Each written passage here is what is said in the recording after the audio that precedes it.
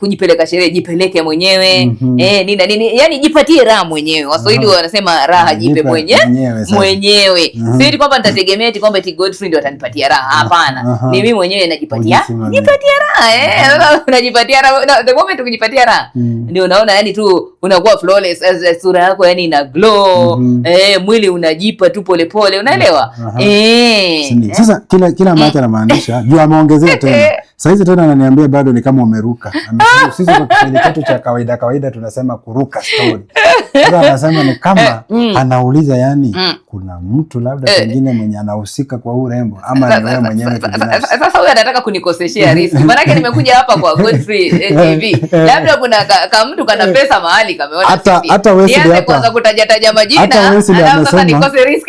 Hata Wesley hapa ameniambia wakati uliingia alisema hapa na kuna mtu. Na sasa makosa Wesley amezaliwa 2008. Bana. Lakini amekuwa anauliza. Sasa hapo lakini naona watu wanawake wamekubali kuolewa na vijana wadogo. Sababu aliniuliza akasema mifano lakini wako wengi tu. Nisije nikatoa mifano ni karibu.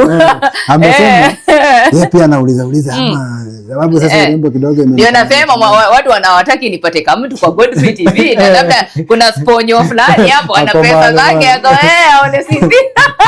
Alafu asikie Cynthia na mtu aseme kumbe huyu alikuwa nimeweka ndoano. Sasa wewe mwenye umeuliza umesikia amesema ni kama ana. Sasa kama ni kitu wewe anza kujipanga mapema atafuta njia. Lakini awe na pesa. Cynthia date watu msoto. Lazima uwe na pesa. Lazima uwe na pesa. Auza vyote alete pesa. Hakuna haja ya kudanganyana Godfrey. Sasa usipokuwa na pesa tunaenda na wewe. Maisha itaenda. Lazima pesa ziwepo. Bwana lazima pesa ziwepo, pesa nzuri. Mahitaji yangu ashughulikie tu vile inafaa. Najua niko na watoto pia. Sasa hapo kwa watoto. Unajua labda naweza shughulika kwa watoto pengine sasa. Ukianza wewe una watoto wangapi? Mimi na watoto wawili tu. Mademo wawili. Ndio natafuta mbegu ya kijana sasa. Sasa si unaona ndio anauliza. Anataka kujua atafanya namna gani. Nimesikia vibaya ama nimesikia vizuri? Nimesikia kama Cynthia anasema nataka mbegu. Niko na katumani. Nisikiza kwanza kwa msimu wa kupanda sasa. Niko na kuna ya katumani, kuna ya njuku. Kuna hii nyingine hii short and sweet hii mahindi nafikanga tu hapo. Sasa nataka katumani hiyo. Siku hizi sasa mambo ya katumani hatutumii sana. Tunatumia hybrid. Nataka mbegu inakani. Hybrid unajua inakuanga ndio nzuri, inakuwa haraka na tena rutuba yake wakati unaweka mbolea inakuwa sawa kabisa. Hapo hiyo story. Acha kwanza niandalie. Sasa ni kwa hiyo unatolea glass kwenye mfuko wa trouser. Na hiyo trouser ni lini mwisho imefuliwa? Jana usiku. Hii na office. Ayo mimi niko allergic na vumbi. Huwezi pata allergic. Sasa huyu jamaa alisema nisikize kwanza. Sikia niambie mgeni ukweli. Huyu maziwa moto. Kokota alisema tumpatie kazi na atakuwa anashughulikia kazi za hapa zote. Akasema atakuwa anahakikisha kitchen yako sawa. Iko sawa Lakini venye yako hivyo anakaribia kufutwa kwa sababu vitu zenye anafanya. Si hizo kabisa. Ukionja. Yaani mimi ukisingongoja wewe wacha mkubwa. Msichomee hapa. Umesikia amesema pengine anatafuta mtu na wacha nikwambie tu kweli. Umesikia amesema anatafuta watu wenye pesa. Wenye pesa Kokoto. Kokoto ananijua tumefanya kazi naye. Najua hapo kwa pesa ndio imenitoa nje. Lakini kwa miaka Wesley ni mtoto. Wesley anasema Wesley aliniambia ameona Cynthia ni mrembo sana. Na akaniuliza akasema tu hapa nikikuja tu na si rahisi aniongelesha akasema tena nimeona wewe unajua anapenda kwenda kando ati nimeona wewe ni mrembo ati sasa anaweza kuwa labda ako na bwana sasa ndio nataka kujua ama nataka sasa wewe ngoja kwanza maziwa ama ndio niongelee hiyo mambo ya Wesley Sahili na safu maziwa ama juice. Mimi naweza kunywa maziwa tu.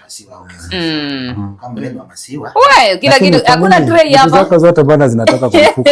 Shikilia kama tako. Ai na kwa hiyo tulisema tulikuwa na mkeni ingekuwa ni mwanaume tunakatanga tu na neno tu. Kama kuna mkeni kama wewe ule tunaokopa tuna nini tunafanya na heshima kitoko tuko na tools. Ana mimi niweke tu hiyo maziwa haina neno. Niweke tu maziwa haina shida. Kwa nini kupanga mzuri lakini iko sawa iko sawa. Sasa na hii maziwa. Na sasa na hii maziwa. Leta hii. Alafu chips kuku itakuja baadaye. Ndio sasa. Of course unajua lazima iende hivyo ya mgeni. Alafu yangu hii. Decorum. That was part 1. Iko sawa. Iko sawa. Hiyo ilikuwa ni part 1. Ngoja nilikwambia I cut you. Aya. Yaani vitu ni nini? I cut you. I cut you. Yaani hiyo koti na ukubwa gani na bebe hizo vitu zote hapa ndani?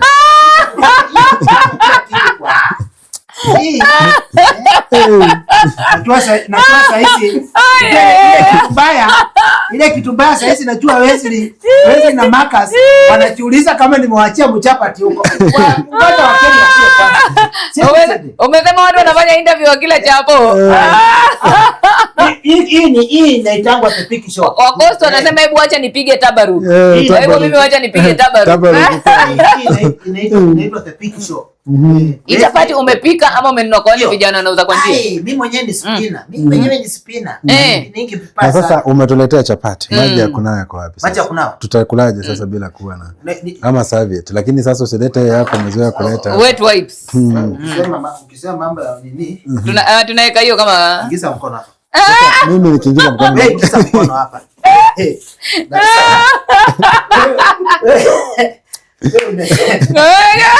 Kokoto ndio vituko mnaamua kutufanyia. Post tu hapo. Si mnataka nataka mkono umeshikashika vitu. Unajua nimetoka na nini? Maji ndio usafi bana. Kokoto amesema anataka kazi ya kitchen. Lakini kusavu kwenyewe ndio kidogo kuna tushangaa. Nashangaa hakuna tray, vitu weko kwenye mifuko. Imewekwa venye inawekwa. Sasa nashinda kujua. Sasa hizo naona tumevaa karatasi. Ngoja waniora. Kwenye yeye na ukate. Hapa ni very safe. Germs haziko kabisa. Sasa ndio tukue sure. Kuna germs. Unaifaa hivi. Yes. Hii pande ndani. Inside out. Very good. Hapa leo naonyeshwa vituko hapa. Enjoy the interview. Thank you bwana for your services. Thank you. Iko sawa sana bwana. Huyu ndiye anaitwa Kokoto. Kokoto ana vituko hivyo hajaacha miaka mingi akona hivyo tu. So ndio maisha yanaenda. Ndio maisha yanaendelea kabisa. Kwa hivyo umesema wewe lazima kuwe mtu akuwe na pesa number 1. Muhimu. Siku hizi bila pesa. Wenye mnasikia watu wamesema kukuwe na pesa. Hapa ukuje bure. Hata wale wengine wamekuja sio wamesema pesa. Wamesema wengine walikuwa wanafikiria pengine wanafanya kazi ndio walikuwa wanasema labda Sinzi anafanya kazi. Sasa nikifanya kazi hii si ni pesa yangu. Wanataka wakuja sasa waweke kwa nyumba waanze kuishi sasa. Mwanzo mimi stand warning kwa wanaume kama ofisi yake mwanamume bana. Yeye akuweke. Mimi am a typical African woman. Ya kwamba mimi ndio yani mwanamume ananilea. Anakulea wewe sasa. Sasa wamesikia wenyewe hapa. Sasa ukikuja kwa Sinzi unakuja na pesa. Unakuja na pesa ukiwa kama umejipanga. Si pesa ndogo. Hiyo pesa ishinde pesa yangu. Ikushinda yako sasa. Ndio muendane sasa. Na mimi sasa pale nalipwa tu 1.5 million per month. Sasa huyo lazima aje na kama 3 million ndio tuanze kuongea. Sasa hapo ni hatari. Hapo sasa kitaumana sasa. Hapo sasa utaishi peke yako sasa. Sababu unajua siku hizi Kenya saa hizi wanaume hawana pesa, ni wanawake wako na pesa. Wanaume sio eti kwamba hawana pesa. Hawataki kujituma zaidi. Lakini sasa shida ni moja. Watajituma vipi na nyinyi ndio mmechukua nafasi kubwa, imefika mahali saa hizi sasa mwanamke ndio kusema. Kama saa hizi ukiangalia wanaume wamekujikunja kabisa, yani hakuna mwanaume anatoa sauti kwa sababu wanawake wamekuja wamekuwa juu. Sasa utapata saa hizi hata maisha ya kawaida ukitembea saa hizi upata hata magari makubwa ukiangalia ni wanawake. Ni umeongea ukweli. Sasa unapata hapo ndio kuna shida. Sasa wanaume wanajaribu alafu wanaona ni kama wananyiminya nafasi yao, wanakuwa kama watu wenye hawana maana. So unapata wewe pengine ni mwanamke na labda unataka kuwa na mtu, lakini sasa wewe mwenyewe muonekano wako unafanya ule mwanaume mwenye hata labda ni wako anakuogopa.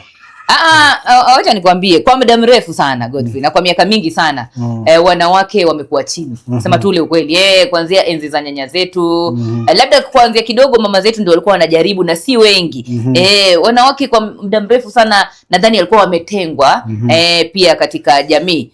Walikuwa neglected katika jamii. Kwa hivyo ilikuwa mwanamke akionekana huyu ni kazi ya mwanamke ni kuolewa, alete watoto, azae ale watoto na kazi za nyumbani peke yake. Sasa hayo ndio majukumu walikuwa wamepatiwa nani? Wanawake. Kwa hiyo miaka mingi sana imepita. Lakini jinsi miaka inavyoendelea kwenda, mambo ya kubadilika, pia wanawake wakagundua kumbe hata sisi pia wanawake tunaweza kuwa walimu, tunaweza kusoma mwanzo. Maana pia alikuwa kusoma hawasomeshi. Baba anauliza nitasomeshaje mtoto wa kike? Unaona? Na mpaka leo kusema ukweli Godfrey, ukitembea maeneo ya mashinani sana, utapata bado hizo kasumba ziko. Mpaka leo ya kwamba mtoto wa kike hafai kusoma. Yeye akifika umri ameshabalehe wa miaka 15, ni ng'ombe waletwe nyumbani. Mtoto wa kiume ndio atapatiwa kipaumbele afanye nini? Ajiendeleze kimasomo na kadhalika. Unaona? Sasa hizi vile wanawake pia wapata hii nafasi. Ni vizuri kwamba mwanamke, kina baba, wazazi wetu wanaelewa kwamba mtoto wa kike pia anastahili kusoma, anastahili kupata mazuri. Hata siku hizi tunaona pia kuridhiwa mali. Wanawake, kina baba wanaturidhisha mali zao. Si kama kitambo walikuwa mwanamke wewe utaolewa, mtoto kijana ndio atarithi. Unaona? Kwa hivyo sasa hizi na wanawake walipopata hiyo nafasi, hawakuitumia vibaya. Walitumia hiyo nafasi vizuri kabisa, wakisha kwamba wanasoma, wanajiendeleza, wanapata kazi nzuri, wanafanya bidii maishani. Unaona? Sasa hivyo ndio naona kidogo kidogo ndio tunapita wanaume. Na wanaume walipoona hivyo bwana, wakaona boy child yuko andasieke. Andasieke sasa kwa hiyo mwenye anatazama andasieke ni nini? Yuko andasieke, yani ni kama ambaye yani amefinyiliwa. Boy child amefinyiliwa. Sasa na boy child akisikia rumors amefinyiliwa, yeye anakubali kukaa.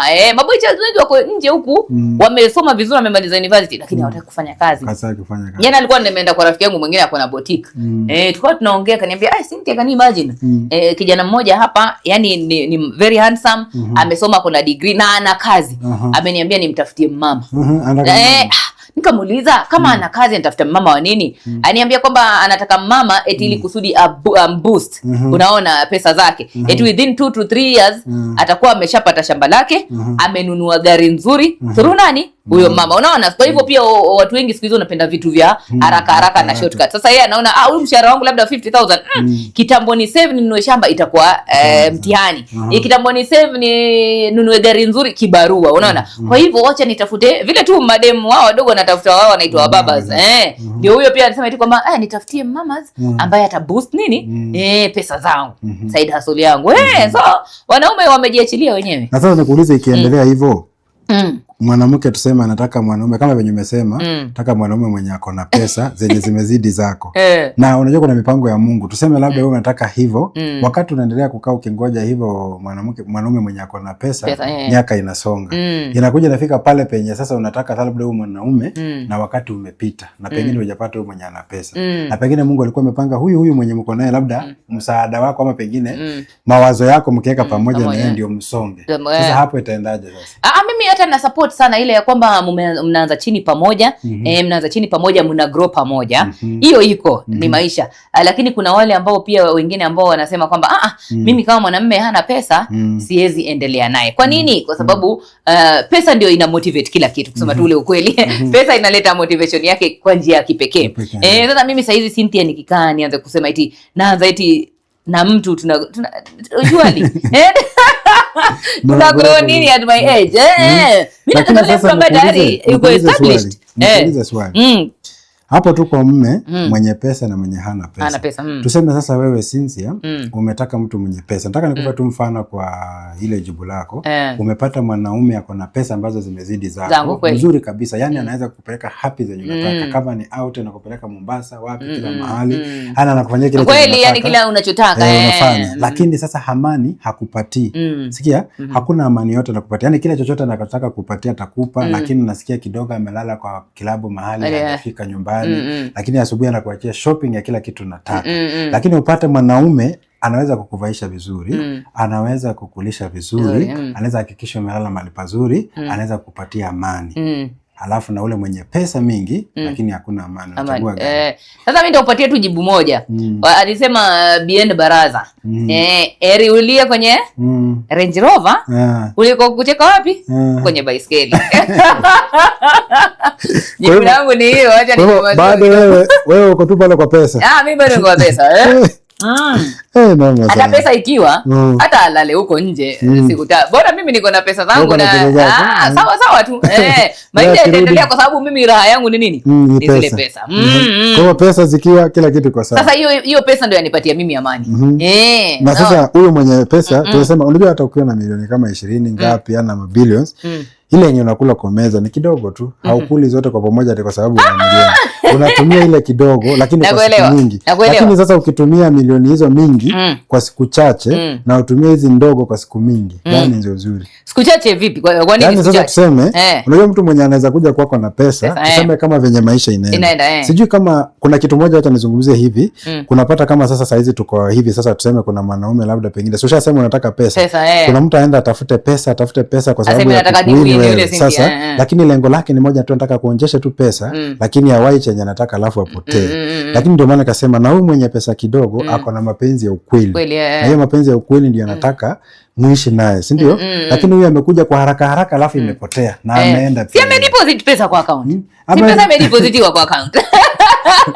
Akideposit pesa na aje afanye huo mchezo wake wa paka na panya agendanga. Bora mimi pesa yangu iko kwa account manake nakwambia eti siku hizi wanasema auli mapenzi bwana. Mapenzi haji. Hiyo mambo ya mapenzi tunasema tuliachia enzi za kina labda nyanya zetu. Lakini sisi sasa hivi hapana bwana. Hakuna kitu kama mapenzi, ni pesa. Yaani pesa ni kila. Pesa ni sabuni ya roho tuseme tu. Pesa inaosha, inasafisha, inafanya kila kitu. Unaona? Yako ni ngumu, yako ni ngumu. Sasa nasikia wewe. Yangu tutaongea. Wewe tafuta tu rika yako sasa. Hapo ukijaribu kwa sasa. Wewe tafuta rika yake. Tafuta tu rika yako juu hapo ukitarajia hakuna kitu. Hapa ni pesa inatumika. Bwana kila kitu bwana, maisha mazuri. Maisha mazuri. Naona na maisha mazuri yaji hivi hivi. Lazima mfuko na utoboke. Kabisa na ujitume kwa bidii kwa bidii. Mama sana. Naitwa Cynthia.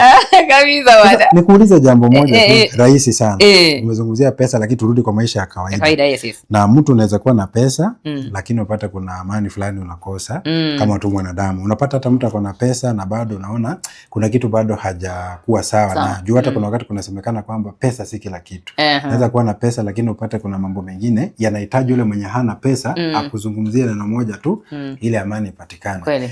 Kwa maisha yako tangu vile umesema kwamba kuzaliwa, kusoma, kwenda college nini mpaka kuingia kazi, ni wapi umewahi kufika tu siku moja ukaona kweli yenyewe mimi sasa kama Cynthia hapa nimefika mwisho? Yani yenye uliwahi ona hii kama si Mungu. Kuna mahali unafika inakuwa si ndugu yako, si baba yako, si mama yako wala si rafiki yako. Lakini imefika mahali penye umeona tu kuishi kwangu huku naishi leo ni Mungu. Yani kwa safari ya maisha venye mtu unapita kuna kitu kama imetokea tu kwa life. Changamoto kusema ukweli, changamoto ni nyingi sana za maisha. Changamoto hakuna mtu apitii changamoto. Hata tukiuliza president anapitia changamoto zake. Binadamu ni kupitia changamoto. Kama Yesu alipitia changamoto, wewe ni nani usipitie changamoto? Lakini siwezi nikasema eti kwamba nilifika hivyo tu. Kuna hiyo 2018 hata nanio Kokoto I think alikuja kunisindikizia mamangu. Wakati ambapo mamangu alifariki. Na unajua sasa mimi nilizaliwa 2018. Mwezi gani wa sasa? Tarehe 5 mwezi wa 5. Mamangu nani nyuma tu ilikuwa 2018 Januari. Na mimi mamangu tarehe 5 mwezi wa 5 2018. Almost 8 years ago kama sijakosea.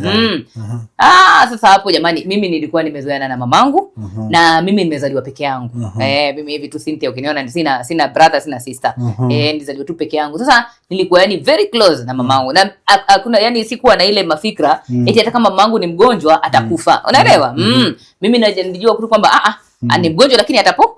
Hata nakumbuka hiyo siku nilimwacha hospitali na sister zake. Nikamwambia mimi kwa sababu sijachukua leave pale KBC, wacha nirudi Nairobi niandike leave ndio nije. Maana yake zile siku ambazo kwa nimepatiwa zimeisha. Mimi hata shuka ndani ya gari, simu unapigiwa strange number. Hello nani Cynthia, rudi haraka. Namuuliza nirudi wapi? Rudi hospitali haraka. Mimi kabidi nishuke ile gari. Shuka gari kurudi hospitali. Nikirudi hospitali napata sasa mamangu amewekewa yale oxygen. Oxygen zimewekwa pale nini na nini, tunajua vile madaktari ukimbia. Mimi amewekewa hizo oxygen lakini bado alikuwa anajua atatoka katika hizo oxygen, unaelewa? Maana yake asilimia kubwa sana wale wanawekewa oxygen huwa hawatoboi. Mimi nikajua amewekewa hizo oxygen lakini atatoka hapa. Wacha nikwambie Godfrey, ni kama ambaye Mungu alitaka nisiende nifike Nairobi niambiwe kifo kimefanyika. Si tukakaa hapo nakumbuka yani sasa wakati unapigiwa simu ulikuwa ushatoka, sasa ulibadilisha tu safari ikawa ni kurudi ama ulifika kwanza Nairobi? Sikufika. Sasa vile nilipigiwa simu nikaambiwa rudi haraka, nikashuka gari. Na sikuwa nimefika Mombasa kwa ilikuwa hiyo ni Msambweni hospital. Ndio nilikuwa niko karibu tu kufika Mombasa. Ikabidi nirudi haraka. Sasa alipoweka hizo oxygen mimi bado nilikuwa na matumaini. Nakumbuka yani tulikuwa tumekaa tu hapo tunamwangalia vile oxygen unajua iki operate tu machine inaendelea Lakini sasa imefika I think kitu saa 8 usiku usingizi tu ule mzito wa ghafla ukanitokea mimi. Sasa kuna anti zangu wawili walikuwa wamekaa hapo kwa kitanda, mimi nikawa nimekaa kwenye kiti kama hichi tu kando. Yaani nililala. Na by the time nashtuka napata watu wasema jamani mbona umetuacha unaona wa familia hapo tu kitandani mbona umetuacha. Sasa ile sikupata kumuona akienda maana yake alikuwa nimeshikwa na hiyo inaitwa deep sleep.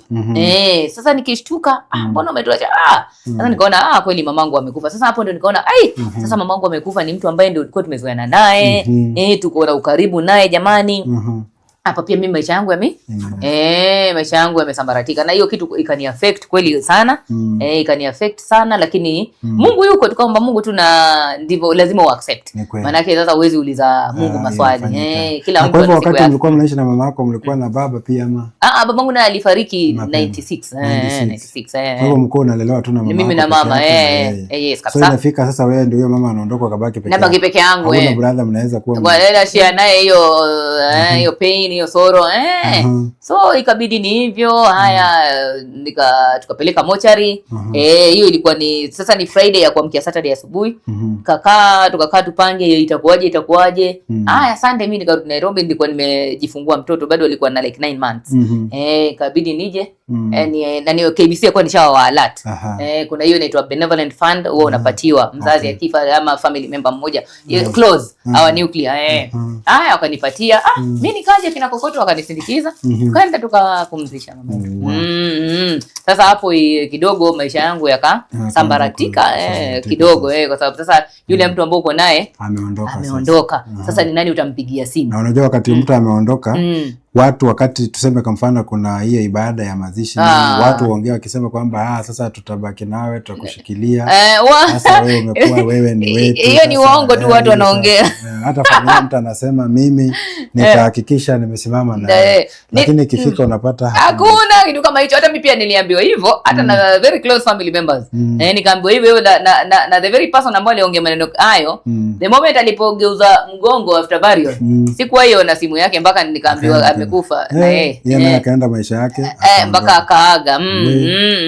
So kifo ni kitu ambacho yani kinaweza kuhit mtu. Ni very painful kabisa, especially to a person ambaye alikuwa very close to you. Kidogo inakushake kabisa. So lakini tumezoea boma nikaachiwa mimi tu so nalilinda, ndio maana nilikuwa huko from 24. Kama boma yoyote ni wewe uko nayo? Niko nayo sasa kila kitu kwa sababu hakuna mtu mwingine. Sasa mimi nikisema eti na neglect lile boma litaharibika, unaona. Hiyo boma majirani wanajua tu pale ni Cynthia, hakuna mtu mwingine. Unaona ni changamoto nyingine kwa sababu niko Nairobi kikazi. Ukiondoka unaenda unaangalia boma na need ku balance. Sio kwamba na ngojea Disemba peke yake ndio niende. Unabidi unakimbia hapa unatafuta mtu basi sasa ama Wesley basi si unaona sasa Wesley akuja hapa. Bana hii kitu imenipatia joto bana. Nakwambia hata tukashinda hata tungekula. Wewe si umetupatia hii sasa. Aje na interview inaendelea. Tunaendelea tu. Kwa hivyo utakulia kwa nini? Naenda tu na yama. Hii chapati utaweka kwa microwave. Weka. Unajua mimi sipendi kukula watu wakioniona. Kula mimi. So unajua mimi nimetoka wapi? Mimi Mluya. Nataki waone nakula sana. Nilikuwa nafikiria mmeshamaliza. Naona boflo. Naona boflo. Hii Mimi nitakula, lakini sasa najua ninataka kula baadaye. Unaogopa kukula saa hii? Siogopi. Sitaki watu waone venye mimi wanakula. Venye anatafuna. Nataka nikule mingi. Lakini sasa makosa ni ile tu je yenye umeleta nayo kidogo. Je, iko tu sawa. Kwa ikienda kwa tumbo iko tu sawa. Sawa. Njia tumbo iko sawa. Sio ukisema ati poma haina mtu, unataka mtu. Wewe hapa ndio tunasema tumpigie kura. Wacha kuleta watoto. Wewe kuleta watoto kwa discussion ya. Lazima. Una nini? Najua sinki umesema una nini, lakini wacha tu pia mimi leo nitingelea tu mapenzi yangu kwako tu. Na lollipop wewe. Watu life. Naona lollipop Yeye amesema anataka watu wenye pesa. Sasa usifikirie ukimpatia hii atumemuhimu. Hii hakuna kitu umefanya. Nakwambia leo napatiwa mazawadi kweli hapa. Yeye unaweza pamoja. Yeye amesema hataki watu wa kutengeneza nayo pesa. Anataka mtu alishatengeneza pesa. Wewe ukikuja hapa lazima ukuje ukiwa na pesa. Kokoto wanajua, si Kokoto tumefanya na yeye kazi more than 10 years. So anajua sheria na masharti. Ndio sasa. Sasa nimekuwa mama za. Noma sana. Noma sana unaona. So ni hivyo challenges za maisha, lakini lazima tuyakumbatie yote hayo. Na kwa saa hizi sasa bado unaendelea kufanya KBC, si ni kweli? Bado niko KBC sasa. Sasa kama wewe ambaye umefanya kwa miaka mingi, ile tuseme mara ya kwanza ulikuwa na ile tamaa ya kuona kupitia kwa wenzako wenye walikutangulia. Kweli. Ukawa na ile tamanio. Sio nimeongea Kiswahili kweli? Ukawa na tamanio. Ndio Kiswahili yenyewe. Ya kuwa mtangazaji na ukaingia pale na ukapata mambo si labda vile ulifikiria, lakini bado kwa sababu ile kupenda ili kufanya mpaka ukajua na hata ukajua zaidi. So kama we mipango yako ya saa hii na hapo mbele tunaelekea, mpango ni gani kama mtu kawaida, yani kulingana na kazi unapanga nini kule mbele, yani ni nini ambacho unacho zaidi chenye unafikiria hapa ninataka sana tu kwa kazi yako? Kazi yangu kwa in terms of yani growth ya kikazi. 15 years ni miaka mingi sana. Na mimi nitakwambia for free, hata yule ambaye anatutizama saa hizi, nilikuja KBC kama niko na diploma diploma in mass communication kutoka Mombasa Polytechnic. Nipo kakaa kidogo kasema jamani, siku hizi kazi nyingi especially za serikali ndio upate promotion pia wewe mwenyewe ujikakamue na uongeze masomo yako ama elimu yako. Nikaingia University of Nairobi, that is 2013. Niliingia 2011 KBC. After tuseme 2 years ama 1.5 years nikaingia University of Nairobi, nikafanya degree ya development communication. Nika graduate 2016. Hapo bado niko KBC. So unaona hiyo bado ni maendeleo ambayo nayapata pale KBC. Maana yake ni KBC nakupatia hiyo fursa ya kwenda kusoma. Ikiwa umejienroll naenda kwa human resource, unasema so ausumbuliwi kivyo vyote. Wakati wa classes zako ama wakipanga duty rota yao, wanajua kwamba kuanzia 5 to nani watutamhitaji huyu, atakuwa yuko wapi, yuko classes. Wakati wa examinations tuna excuse, tunampatia exam leave ni ya 1 week, ni ya 2 weeks, wanakupatia hiyo. Yani ni tick kabisa, na napongeza sana KBC. Vile vile hapo KBC sasa hizi nafanya masters. Sasa hizi hata naandika thesis yangu. Mungu akipenda mwaka huu ta graduate. Unaona sasa nilikuja tu na diploma, lakini nimefanya degree. Nafanya masters yangu. Hiyo nitaita growth ya kisawasawa kubwa sana. Hata sasa hivi Mungu akinifungulia milango mengine, nitasema kwamba Mungu amenifungulia milango, lakini nimetoka KBC nikiwa na degree na masters. Unaona ni nini tena unataka?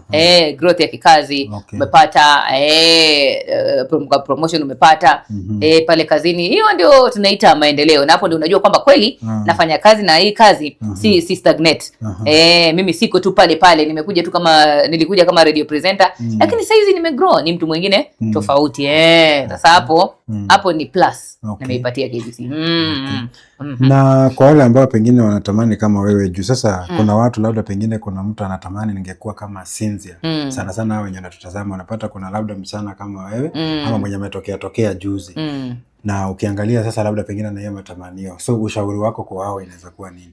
Unajua watu wengi kama mimi, na sitawalaumu. Mimi pia nilipokuwa nataka hii kazi, nilikuwa nataka hiyo nazungumza kwa radio ndio nisikike. Hiyo celebrity. Nilitaka sana sana kweli. Na mimi ile siku niliingia tu kwa redio hivi, especially hii KBC. Na nikapata simu nyingi sana, nikapata followers wengi sana kwa Facebook. Nikajua kweli nimekuwa celeb. Kweli? Yaani wewe Jogo la shamba limekuja kuika mjini. Hukuingia kwa sababu ya pesa. Yaani ulikuingia kwa sababu ya kusikika tu. Mimi sikuingia kwa sababu ya pesa ama nini, maana hata hiyo salary mimi siku negotiate eti nini. Nilipigiwa simu tu ningeambiwa njoo KBC, sikuuliza eti salary pesa. Mimi Cynthia naenda KBC, National Broadcaster. Kwa hivyo sasa sitakuwa nasikika tu katika regional eti county Mombasa nini na nini ama Voi. Kenya nzima. Na the first day nika introducewa pale, maana KBC nayo niliintroducewa. Ma billboards zilikuwa zimewekwa Thika Road, Mombasa Road, Jogoo Road, kila mahali akipita kila mtu alikuwa anajua Cynthia ni nani. Kwa hivyo yani kusema ule kweli walinikaribisha kwa vizuri kwa njia nyingine tofauti. Sasa nikaona kweli Facebook yangu imekuwa na more than sijui ngapi followers. Mimi ni celeb. Mimi ni celeb. Kijijini kwetu wale wachawi wote wameibishwa. Unajua sasa Cynthia yupo sasa. Cynthia sasa yuko kwenye radio. Sasa hiyo ndio ilinanio. Lakini sasa hiyo I think hiyo ni excitement ya kila mtu ambaye anataka kuingia kwa media. Yule ambaye anataka kuingia kwa TV ako na excitement ya kwamba ataonekana. Yule anaingia kwa radio ako na excitement kwa kwamba nitasikika. Na hili jina langu litakuwa. Na mimi si maringo ama ni nini. Yaani hata mahali popote ukienda tu wanakutajia bado brand yetu na Boni. Kumbuka Boni alitoka 2022 akaenda kisiasa. Alitoka akaenda kisiasa. Na tuseme wakati mtu unakuwa kwa serikali hasa kama KBC, wakati una resign kwenda kwa kitu kingine, hauwezi ukakosa kile ukarejea tena. Hakuna hiyo once umesha resign ni hivyo. Kwa sababu pale utoki eti kwenda. Una resign. Na ukisha resign ni hivyo. Lakini si unaweza enda hizo zingine ambazo si za serikali. Kama wataka uzuiliwi. Lakini sasa uwezi rudi tena pale KBC. Na ilikuwaje? Yeye alikuwa na mpango alikuwa na uhakika kwamba atapigiwa kura ama ilikuwaje? Kwa sababu sasa ukati unaacha kazi unaenda kutafuta kitu ambacho hauna uhakika. Wacha nikwambie Godfrey, mimi nampongeza Boni sana kwa sababu hii life ni about risk taking. Usiwe comfortable mahali pamoja. Maana the moment ukiwa comfortable sikudanganyi. Wewe maisha yako umeharibu kabisa. Be a risk taker. Yeye Boni alisema kwamba mimi whether nipite ama nisipite, lakini nataka niende nikajaribu. Na hiyo ndio imeshinda hata wale wakongwe. Wale ambao wanazungumza, mtu atazungumza tu kunja 2027 nitaenda kusimama. Imefika 2026 anakwepa. Amechange mind, anakwepa. Kwa sababu anaona huu mshahara wa kila mwezi nitaukosa na nimeuzoea, unaona? So mimi niliona ukiona hiyo notion kama hiyo hautawahi endelea kimaisha. Sasa huyu Boni nampongeza sana kwa sababu yeye alisema no matter what, hata nikishinda nisishinde mimi nitaenda pale. Na ni ukweli akaresign na akaenda, ndio hakufaulu. Unajua kila mtu ataweza hiyo akili yako ikikwambia kwamba nataka niende nikasimame hata UMCA. Unajua na wewe utapita.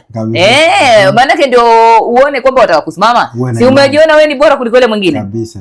So ni vile ili happen kwa Boni na akaenda akajaribu na akawa number 2. Unaona? Kuna nio kuko ametengeneza nafasi kwa mwingine kama unakuja tena vizuri. Sasa hiyo ni kama alikuwa ameenda kuuza jina, sio? Mwaka mwingine maana ameniambia leo hata ndio kwa tunaongea naye akaniambia 2027 bado yuko kwa race. Na hata aliposhindwa pale kwa sababu alikuwa kwa chama cha president akapatiwa kazi State House. Akapatiwa kazi. Boni yuko State House, hata yeye ndio MC wa events zote za president. Haya kumbe alikuwa anachora kwa sababu nilikuwa nafikiria labda pengine wakati alikosa sasa akabaki sasa maisha yake ya kawaida. Hapana, yuko State House. Sasa yeye ndio MC katika events zote, national events, hata private events za president. Yuko pale kama MC na anakula mzuri kabisa. Anakula mzuri, anashiba. Na wewe pia sasa kwa sababu umetoka umesema ni wapi uko Kwale. Na wewe pia usifike mpaka kwa sababu wakati watu wanafika wanasonga songa na hizo degree nini wanaamua wanasema pia wewe pia utafute huko Kwale. Unajua hii siasa I think ni inborn ama ni mtu labda yuko nayo. Sasa mimi najua sasa mimi si mwana siasa. Mimi si mwana siasa na siwezi nikasema eti kwamba saa hizi eti na siasa bwana ile inahitaji muscles. Inahitaji muscles. Amekubali wewe utukanwe, isikuume, hata upigwe, si wanapigana? Haya. Wapigana haya. Swali yangu inakuwa ni ngoja ni kitu ya kando kidogo. Sasa kama hawa wenye kupigana MCA na MP.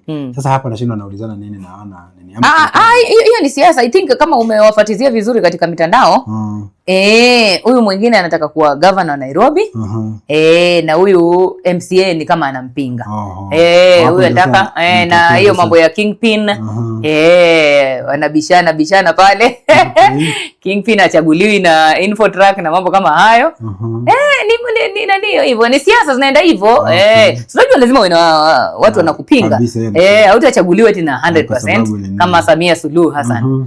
Hautachaguliwa na 98%. Kama kule Tanzania. Unaona? Sasa hiyo iko. Haya, wewe ni mtu gani ambao ukishindwa unaweza kuvumilia huko kushindwa? Ama ukishindwa itakupatia depression mpaka ufe. Unaona? Ukiingia katika siasa lazima una consider mambo mengi sana. Kwa sababu si nitasemaje? The weak. Kabisa lazima uwe very strong. Naona sasa ndio hivyo Cynthia. Kwa hivyo mimi nimefurahia sana kwa kuja kwako. Kabisa, anytime. Nimefurahi sana. Huwa nasema mara mingi kwamba si kawaida wakati ambapo mtu anakwambia kuja mahali fulani ama kwa mwaliko wa chochote kile, si kwamba umekosa kazi ya kufanya. Kweli. Una kazi ya kufanya lakini kwa sababu ya kutenga muda. Tuna mtu kwetu mahali kwingine mtu anasemanga nimetenga muda huu. Nadhani sasa mtu anasema kwamba nimetenga huu muda ili nipatane na wewe. Si kwamba nimekosa kitu ya kufanya. Sorry kama wewe ulikuwa na shughuli za kufanya. Kweli. Lakini ukaona ni vizuri kuja kwa Godfrey Show. Nashukuru sana kwa kuja kwako. Yaani imetufanya tumefurahia. Hata wale mashabiki wetu ambao wanatutazama pia na wao wamefurahia. Wamesikia mengi kutoka kwako. Wakati nasikia tu sauti pale, wanasikia Cynthia. Kile leo wameona Cynthia. Wameniona. Wengi wananijua hawa, wengi wananijua. Na kusema tu ile ukweli, ukipata nafasi mtu unakuja kwa sababu leo umenihitaji Godfrey, kesho nitakuhitaji. Nitakuja mbio. Ni ukweli, si ni binadamu na tunahitajiana, tunategemeana kabisa. Hata mimi nimeshukuru kwa hapa. Anytime na kwa nimeambia Kokoto mafuta itawekwa, lazima iwekwe. Nimefika hapa juu nimesikia nikiwa jikoni nikasikia umesema umefurahi. Ndio ukisema umefurahi umefika mwisho. Utamatisha. Amefika mwisho, atamatisha. Tumefika tamati. Lakini mimi namaliza, hebu maliza tangaza kidogo venye natangaza hapo kabla niondoke. Sasa ndio kamera. Kuna venye nasemaga na sana ile ya nikitamatisha ama unaweza anza tu kama alafu tamatisha. Tuseme ile ya simu, ile kuhusu mjadala, ile tulikuwa tumesema mwanzo. Unaweza zungumza kuhusu ile yote tu yenye unafanya. Wasikie tu hapa sasa kabla nitoke. Anza sasa.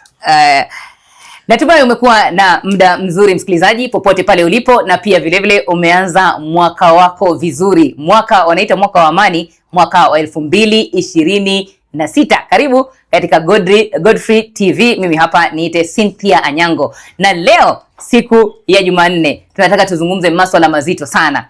Hapa nimeulizwa masuala fulani, lakini mimi pia nakupatia wewe changamoto kama msikilizaji, mtazamaji wetu. Ni kwamba mwanamke ni vizuri kupenda pesa au si vizuri? Manake mimi kulingana na maoni yangu, pesa ni sabuni ya roho. Pesa itakufanya uondoe weusi. Tumeona wanawake wengine wakiwa wadogo ni weusi sana, lakini walipopata pesa wakawa weupe. Hawajaji bleach, hawajajichubua, ni pesa. Kuna wale walikuwa wamekwenda kama mimi nikiingia KBC. Na baada ya muda, baada ya kupata pesa, vinyama vikaingia. Ni nini? Ni pesa. Kwa hivyo wewe nipigie nambari yangu ya simu 0724928170, vile vile katika njia ya SMS 20476. Uniambie wewe maoni yako ni yapi? Je, unaungana nami mkono ama huungani nami? Ukiungana na mimi sawa.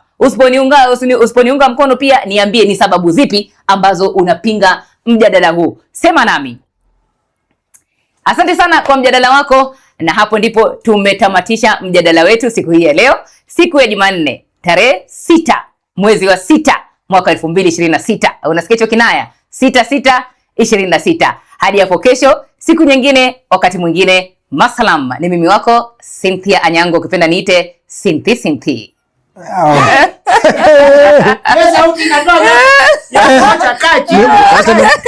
Kaa chini kitoko. Hiyo sauti inatoa nyoka pangani. Wacha niende nitafute pesa. Wacha niende nitafute pesa. Wacha niende nitafute pesa. Ukienda kutafuta pesa, milioni ngapi?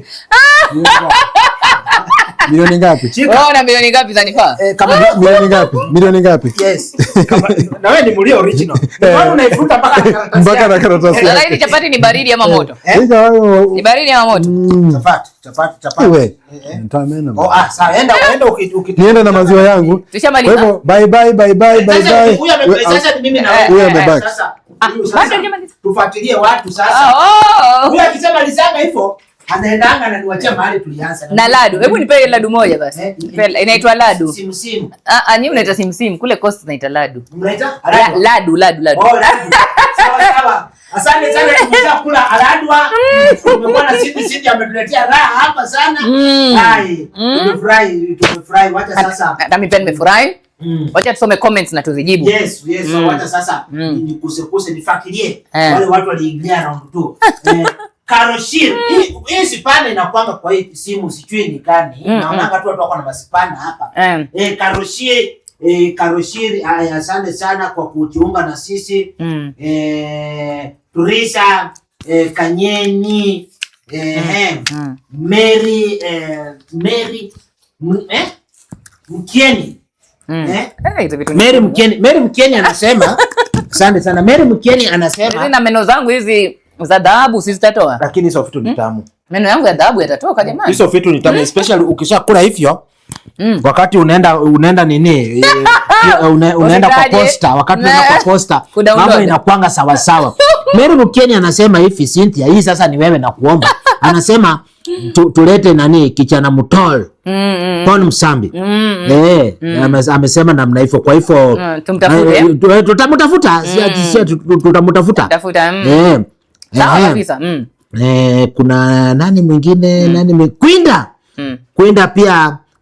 Kwenda pia bado amekuwa na asante sana Kwenda. Alafu Simon Lekapana 27 anasema what a beautiful voice. I have been listening since primary. Huyu ni kama Rika na Wesley. Wewe ni muongo. Since primary huyu ni kama Rika. Since primary. Since primary. Ni wale wa kupiga simu. Nimeanza kusikia toka nikiwa class 2. Na sasa hii nimemaliza university. Haya, Kwenta naye alileta mambo ya mapenzi hapa. Anatuaripia director. Anatafutia director wetu mshikaji hapa kwa show. Mumepatilisha Godfrey TV show, The Big Show imekuwa ni show ya kutafutiana wa mama. Acha nini na huyu mtoto asome. Wacha nikwambie, unaona huyu kijana mtoko anacheza keyboard kwa kanisa.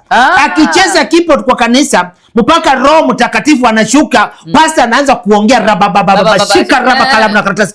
Sasa mkishamtafutia atoke kwake aende kucheza, Roho Mtakatifu atashuka kweli? Kuna hiyo. Mwache tu abaki kanisani. Wacheni tu abaki kanisani. Mimi nilisikia tu pale kanisani mtu anapata mrembo wake kama wale wa kuimba kwaya wao wanapatana pale. Mtu akicheza keyboard anaangalia tu msichana mrembo pale ambao amekuja kanisani. Anajinyakulia. Umeshasikia? Sasa umeshaambiwa. Dani, thank you very much. Happiness KE, asante sana. Caroline Mwendwa, asante sana. Sherry Shi, asante sana. Kathy SD, nilimuona hapa. Agnes Wafula, huyo ni Waingo, karibu sana. Nanjara yuko ndani. Asanteni sana. Kwa hayo machache tumefika mwisho wa The Big Show ndani ya Godfrey TV. Mpaka kesho wakati na saa kama sa leo tunasema leo huyu mkupu alienda na masiwa na class. Amenikonga timing. Ni sawa. Tunasema alamsiki. Thank you very much. Thank you.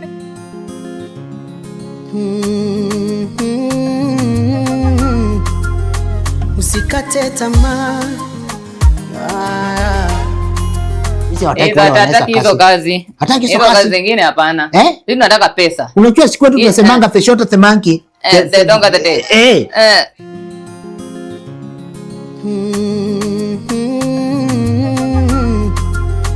Usikate tamaa.